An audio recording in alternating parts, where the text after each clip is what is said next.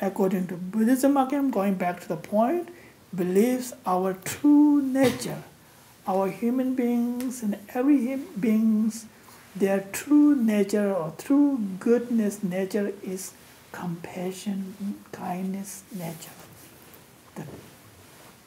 which is sometimes deep inside and sleepy sometimes.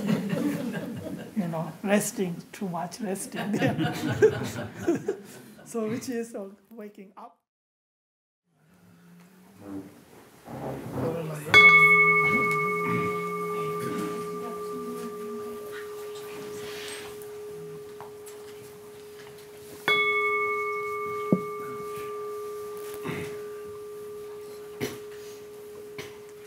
Mantra is one of the represents the sound meditation.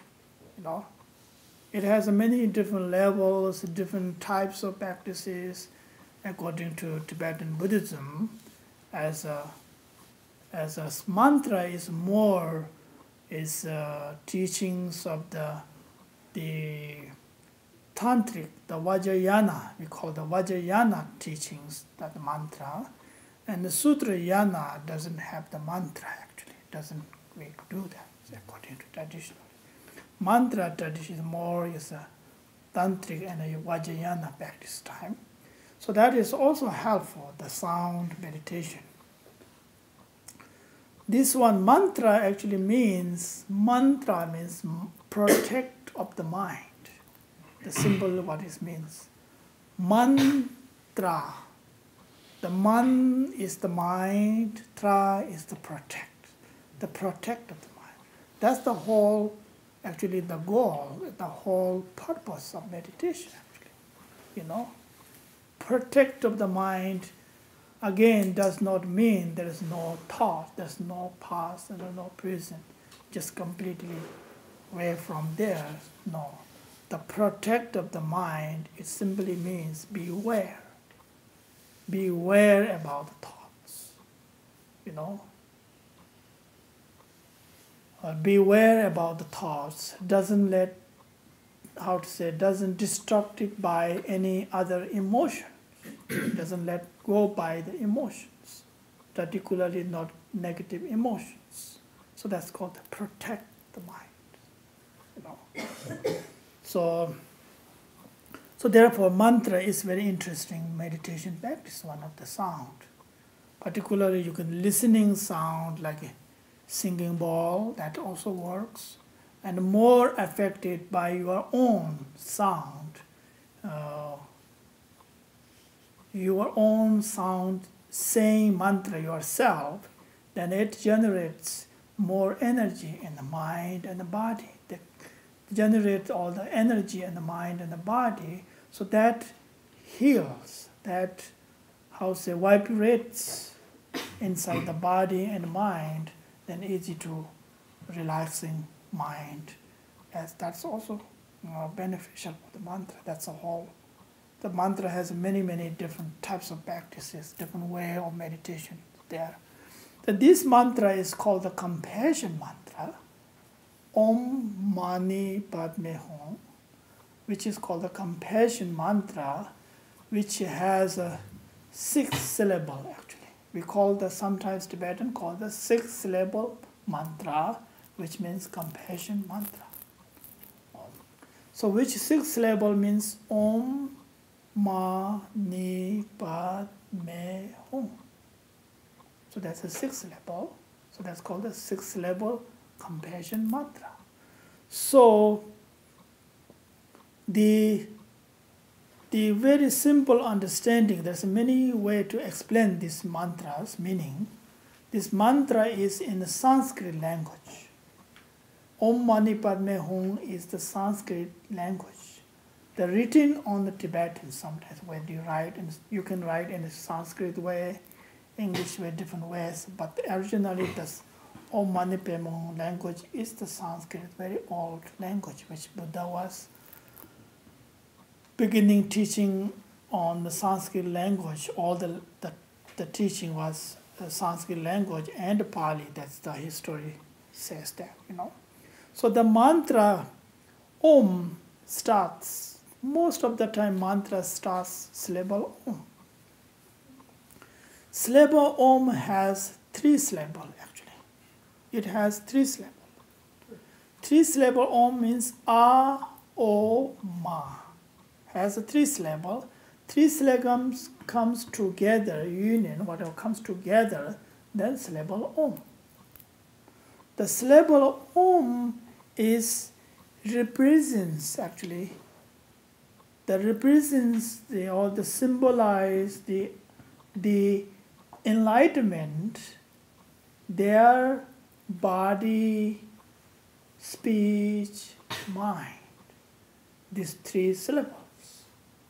And that also represents our individual human beings, our own body, speech, mind represents that.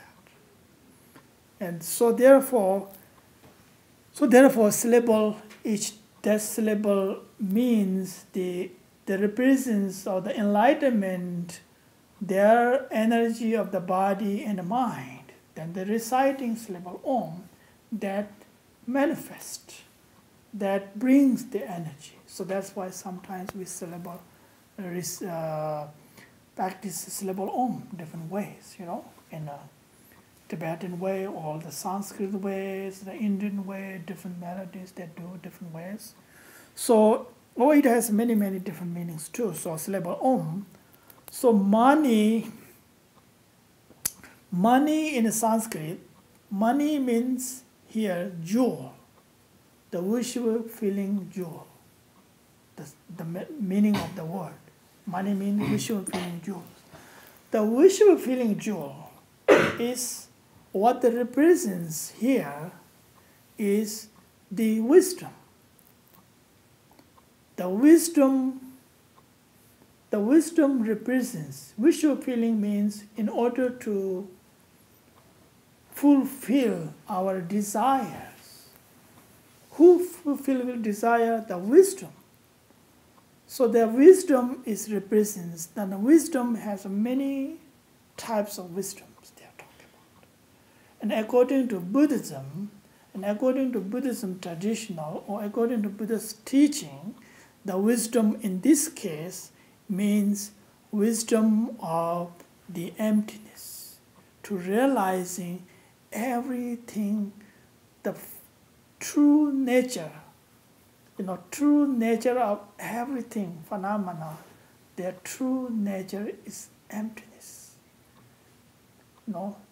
Actual, it's only exists as relative. Relative level, everything exists, like our form, our feeling, our kind of perception, our mental permission, the consciousness, the mind, and everything planet. It's just perception. It's just kind of the relative levels. And the really ultimate level is wisdom, of ultimate wisdom, realizing through wisdom to see what the true reality nature. So therefore it is called the wisdom. Like a very simple, wisdom is like going back to meditation, which we taught. When we meditate deep in the concentration, then we aware about our body. We're aware about what the feelings of the body is talking. Then we're aware about each time our thoughts. Whatever it is, past, present, futures, all the different feelings, the different things we aware each time. That is awareness, is wisdom. Here, this case is talking about a little higher, meditation, which levels mind develops deeper and deeper than understanding about this emptiness state of meditation. Emptiness does not mean there is nothing exist. Emptiness does not mean there is nothing is there. Emptiness simply it means everything is connected with each other. My mind is connected with your mind. My happiness is how connected with you. My suffering and how it connected with others. So that's why it's all the connected there. So that's kind of wisdom. And normally we don't see that way. We don't have study with that. We never taught that way, so it's different. So whatever. So that money is according to here, the wisdom. So I'm going to say short as possible today. Then we'll like to have a little bit time for practice too. So money, Padme, the next word is the Padme means, Sanskrit it means lotus, the flower. Simply is a flower. The flower is here represents, it means skillful method. The wisdom and skillful method is always necessary. According to Buddha's point of view, all the teachings of the Buddha is about the wisdom and skillful method. So that includes these two words, Mani Padme. So therefore, sometimes some people see in Buddha compassion according to history or according to the drawing, and in Buddhism sometimes his or her holding the lotus.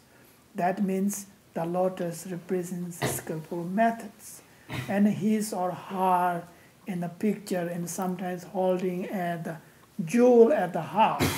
So that represents about the wisdom. So that's the represents, in drawing pictures. So therefore, all the Buddha's teaching is about wisdom and skillful methods. That's it. Very period. All these things.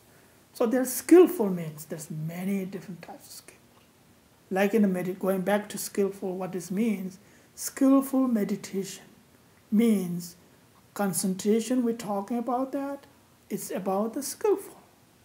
Skillful means you cannot breathe very different ways. It has a skill, a skillful way to breathing. And it also has skillful way to meditation, skillful way to concentration. Once we get that, we understand that, So therefore, skillful and method and wisdom. So that's all mantra is about that, So therefore, the wisdom is called the wisdom of compassion. Wisdom itself is no separation of compassion. That is the true compassion.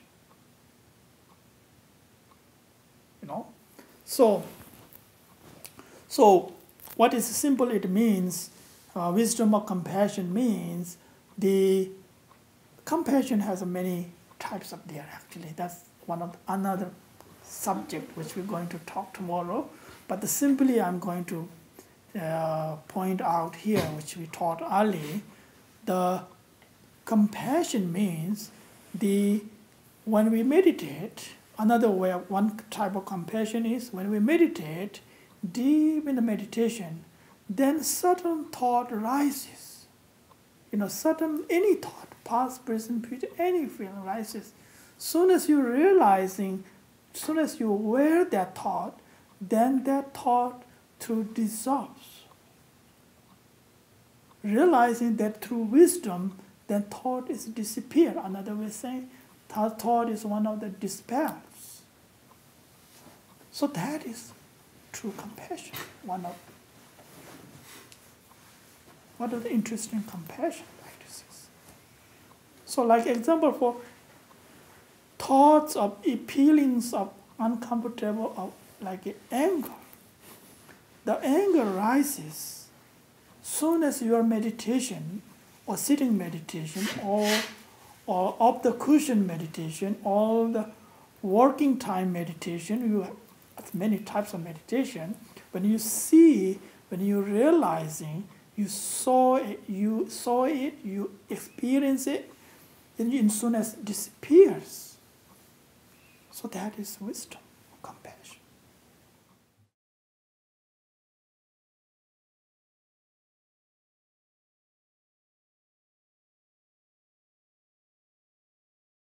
So therefore it's called compassion mantra, Om Mani Padme Hum. So which recitation time is we're going to singing together. You just follow me, very simple. And also sometimes try to develop compassion thoughts for self, for developing compassion thoughts, self and others, wishing to be everybody free from pain, suffering, and so on. So that kind of thought needs to develop. It's not just enough just to saying mantra, saying the prayer. Of course, it's wonderful. There's nothing wrong with that, but that is not enough. And actually, in order to develop compassion, have to develop in the mind, in the heart, the kind of thoughts. So which we're going to do tomorrow more deeper, so different practices. So that's why the mantra recitation time, more developing compassion thought and reciting mantra from your, speech to use that mantra. That is also one way to very good to practice. And another way, simple way practice, if sometimes have a hard time developing compassion thoughts, and just in your heart, just try to think about blue light there. Just completely blue light at the heart, and focus there, and reciting the mantra, recite the mantra, the prayer, the prayers, So in order to waking up in our own compassion, in order to benefit beings. That's all the mantra, about the mantra. So then it naturally, mind realize, mind is natural calm. That's also meditation, some way of meditation.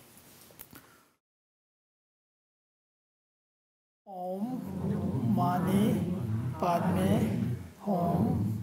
Om Mani Padme Hum. Okay? The melody first, then you can repeat after me. Just very simple way, Om Mani Padme Hum. Om Mani Padme